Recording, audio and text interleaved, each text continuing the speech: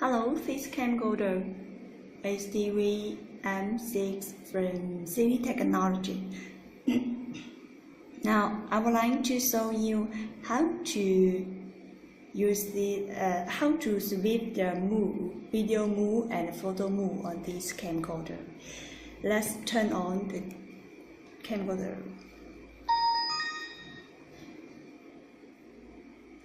Now, we are entered into the video mode. You will see a video icon on the left side corner.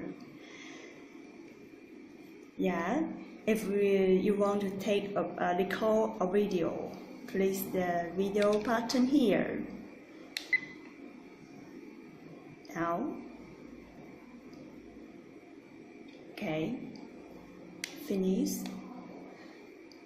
The video will be stopped automatically into the memory card.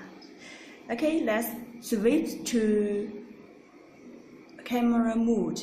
Please choose the move key. You will see a camera icon on the left upside corner.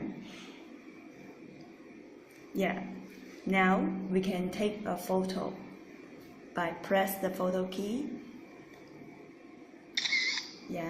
It's okay.